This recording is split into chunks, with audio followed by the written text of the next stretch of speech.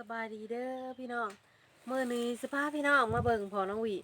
เพิ่นกำลังมาหาของฝากไปให้อามื้อนี้อากลับมาจากทำงานจากประเทศไทยเนาะก็มีความตื่นเต้นหลายเพิ่นสิเมื่อตอนอาเมื่อหลัดกินขนมไปเบิ่งน้ำกันเนาะพี่น้อง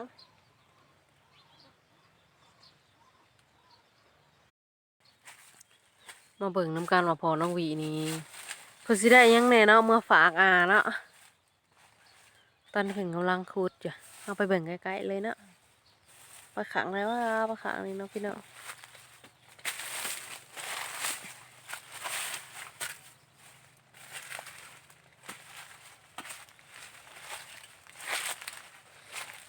สบายดีเด้อพ่อน้องหวีเอ้ยสบายดีเด้อพี่น้องพุธเอาวันนี้หัวสาคูไปถ่ายรองเท้ากันพี่น้องสำหรับเพิ่นอยากขึ้นมาที่บ้านทำบะหมี่เนาะ โอแมน อยู่บ้านข้าวแพงบะหมี่คนน่ะ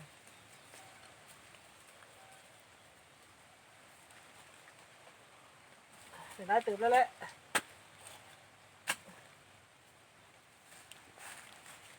เบิ่งน้ำกันว่าเพิ่นมื้อนี้เพิ่นสิได้หยังแหน่เมื่อฝากน้องสาว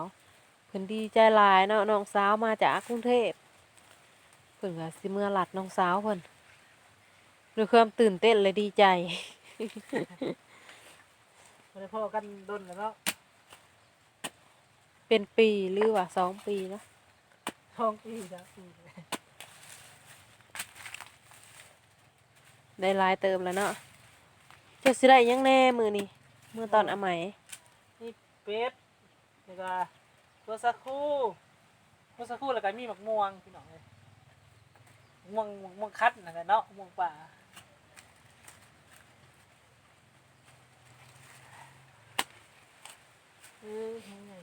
เป็ดนี่เฮ็ดอะไร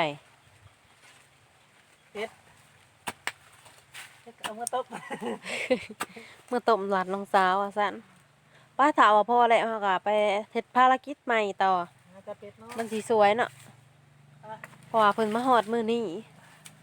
เฮาก็มาจากงานแต่งแล้วก็มาขุดเอาแล้วก็เตรียมตัวเนาะสิมื้อปลาไปหอมเนาะปลาไปหอมกับงามเนาะ แม่นงามๆยายแก๊สบอกว่าให้ต้มสู้แม่ใหญ่กินต้มคู่มื้อเนาะแต่เดียวนี่เนาะต้มสู่เรากินคู่มื้อหอมๆใส่หัวสิไข่นำแม่น้องหวีก็ว่าเช้าวัดแล้วเนาะตื่นมายามมื้อเช้ามื้อใดก็เป็นเสียงเหม่อๆคู่มื้อย้อนว่าอากาศมันเย็นยามกลางคืนมันหมอกลงเสียงมันก็เลยเป็นแบบนี้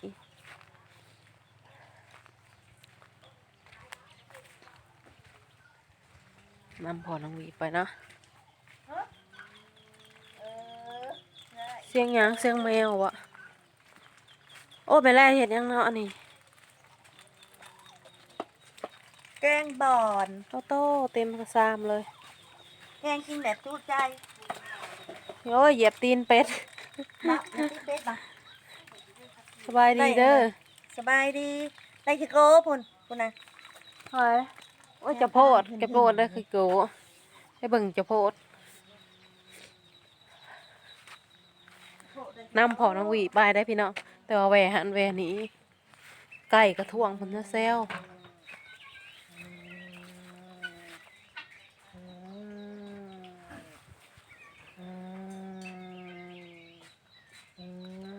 กระโพด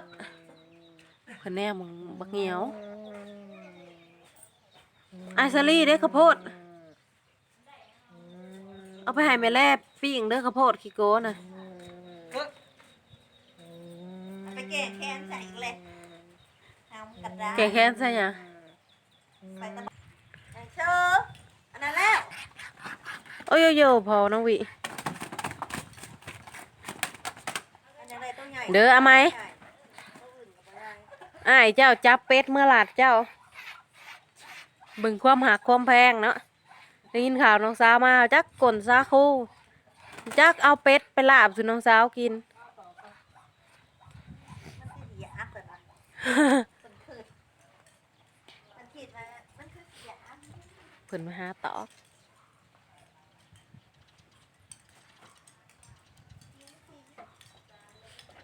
เอาใส่กระสอบเนาะ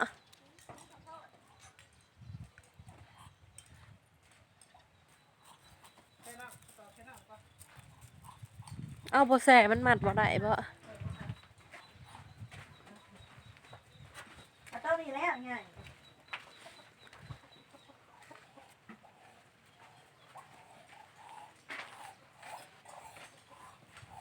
อันนี้แม่นหมักม่วงคั้นม่วงคั้นที่พ่อน้องหวีใส่ถุงยางไว้แล้วเนาะเพิ่นเตรียมเอามาตอนน้องสาวเพิ่น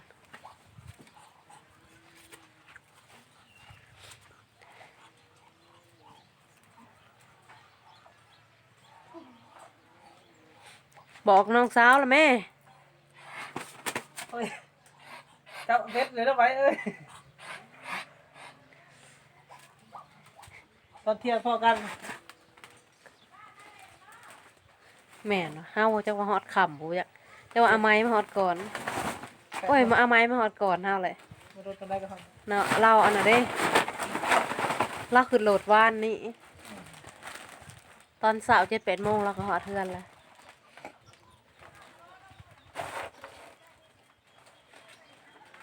ว่าเมื่อนอนบานคำแหงจักคืนเนาะพี่น้องเมื่อหามน้องสาว ำ พอดีตกเป็นวันเสาร์มื้อนี้มื้ออื่นวันอาทิตย์ก็พาน้องหวีกลับมาน้องหวีเซ็งผักเฮียนน้องหวีเซ็งผักเฮียนแล้วเนาะวันจันทร์อังคารเนาะ เอาตรงนี้ใส่ก็จะคู่แบบ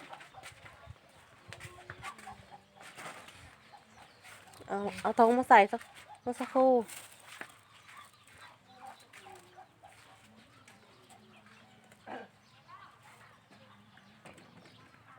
นี่ว่าซาคูเพิ่นเป็นดีใจหลายเพิ่นเอาเมื่อตอนน้องสาวเพิ่นได้กระแป้งหน่อยหนึ่งเนาะเอามะม่วงมานำมาเตรียมไว้ก็บางม่วงใส่ทงแล้วปดมาเบิดกระต่างก็ได้หอมๆน้ำมะม่วงคั้นก็ได้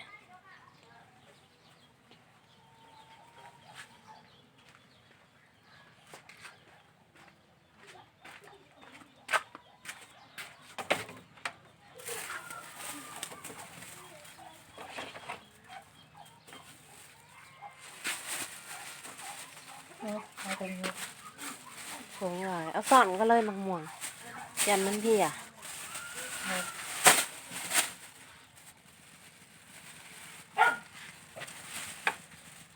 ในกระต่ายยังเยอะในกระต่ายเก็บเอาโหลด แตงแก้วไปถาดูไหมเด้อ อันนี้แม่นมะม่วงคั้นหอมเพอเอาไม้นี่เพันหมากมะม่วงคั้นเนาะพอดีเลยเราไปเอามะม่วงคั้นเมื่อวานเอามาตอนเพิ่นเลย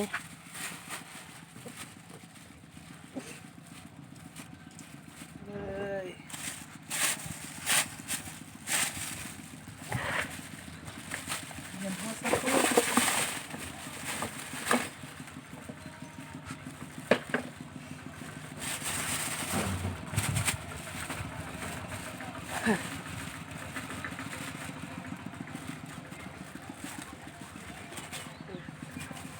แล้ววะอันนี้เขาสิใส่ไม่ใช่ใส่กระตารถบ่ ในกระดาษ ดีสิไปเอาเสือไว้ให้น้องหวีก่อนไปแต่งเอาเสือก่อนเนาะแต่งตอนนี้เขาก็ได้แล้วของฝากก็ได้พิธีเรียบร้อยแล้ว สองสามแนวเลยเนาะ พอน้องหวีก็ตื่นเต้นดีใจอย่างไร เห็นเนาะ อ่า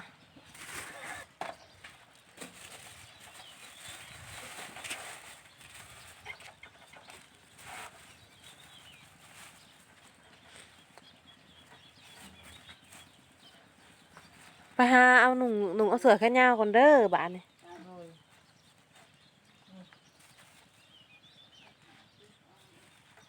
ไปหาหนุ่งเอาเสือแค่ยาวซะก่อนสิไปเอาเสือไปให้น้องหวีเลย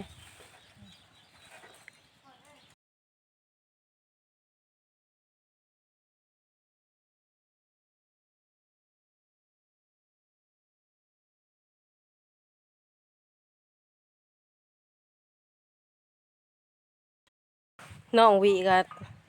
กำลังเตรียมตัวหนุ่งเสือขายาวสูงหนุ่งเสือแขนยาวสูงขายาวเนาะอันนี้แมนกระเป๋าเดินทางของซุมเฮามีเสื้อผ้า ไปจักมื้อ ไปคืนหนึ่ง3พ่อแม่ลูกเด้เต็มถุงแต่ก็ยังเต็มบ่แห้งเด้ออยู่3 วันบ่ได้น้องหวีต้องมาเซ็งว่าจันทร์สบายดีพี่น้องเลยน้องหวีเอ้ยกับแม่ปองแม่ใหญ่เนี่ย สบายดีเด้อพี่น้อง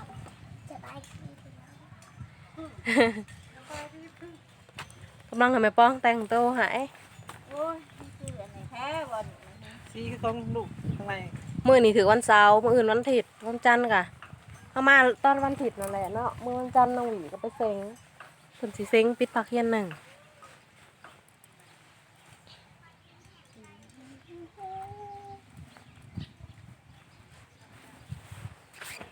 หมวกด้วย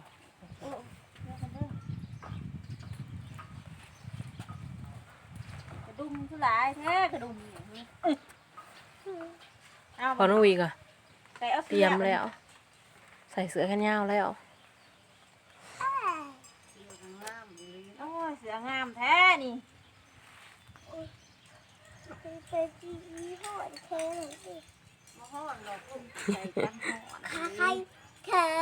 โอ้เด็กมันเห็นก็ห่อนกว่านี้ด้วย ใส่เบิ่งฮะ โอ้ยตากลมเมื่อไรนั่งรถเนาะ สิยึดลงมา เอาอยากได้เอาอยากได้ จักชีวิตขยองหรือว่าจักว่ารับแต่ชีวิไลพี่ปะจักบอกไม่ใหญ่หน่อยติมาหาไม่หยาก่อนเด้อบอกไม่ใหญ่นะเสืองามเนาะโอ้ยติดโหลดเลยพอน้องหวีก็ได้เอาบอกใหญ่ก่อนบอกใหญ่ก่อนกอดแล้วแน่ไปกอดแล้วแน่ ยกก่อนนะ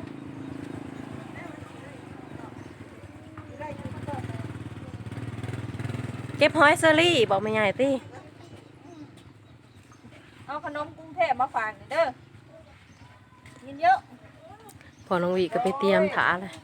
ก็ซิมได้เมื่อเลยเด้อพี่น้องบานนี่พอกันคลิปหนาเด้อบ๊ายบาย บ๊ายบาย